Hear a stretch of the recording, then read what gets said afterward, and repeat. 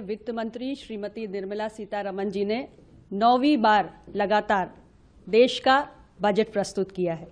सबसे पहले इस बजट को प्रस्तुत करने के लिए माननीय वित्त मंत्री जी को हृदय से धन्यवाद और इस बजट का स्वागत करना चाहूंगी।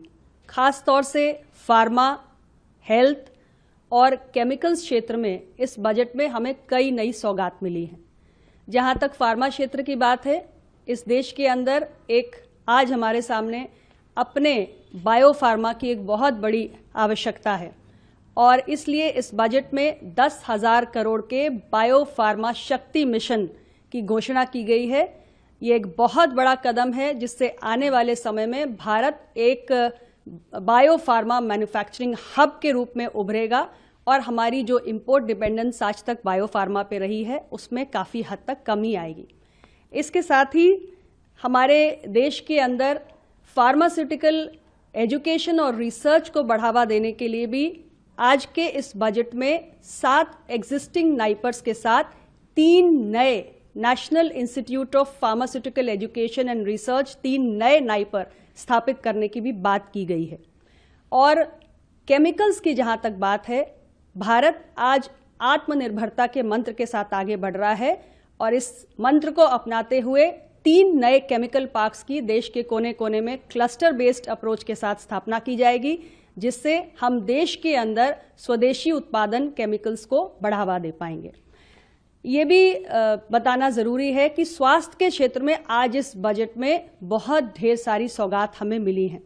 सबसे पहले तो मैं वित्त मंत्री जी को धन्यवाद देना चाहूंगी कि उन्होंने इस देश के अंदर एलाइड हेल्थ केयर प्रोफेशनल्स की बढ़ती हुई मांग को ध्यान में रखते हुए अगले 5 सालों के अंदर 10 अलग अलग डिसिप्लिन्स में 1 लाख नए एलाइड हेल्थ केयर प्रोफेशनल्स तैयार करने का मार्ग प्रशस्त किया है। इसके लिए नए एलाइड हेल्थ केयर इंस्टीट्यूट्स स्थापित किए जाएंगे।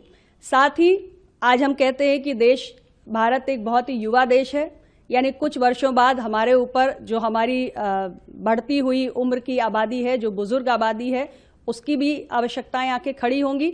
तो इसलिए जेरियाट्रिक केयर एक बहुत महत्वपूर्ण स्तंभ है और आने वाले समय में भारत ने तैयारी कर ली है। इस बजट के माध्यम से लगभग 1.5 लाख हम अपने केयर इकोसिस्टम को मजबूत करते हुए 1.5 लाख जो मल्टी स्किल्ड हमारे केयर गिवर्स हैं उनको भी तैयार करेंगे।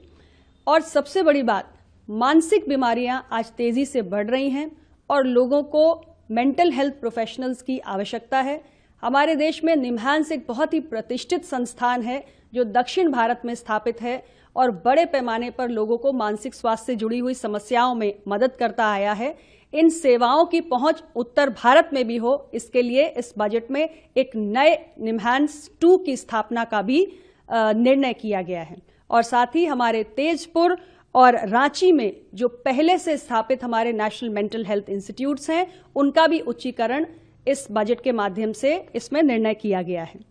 हमारे जो जिला अस्पताल हैं उसमें हम इमरजेंसी और ट्रॉमा केयर को पहले से और भी अधिक सुदृढ़ करेंगे।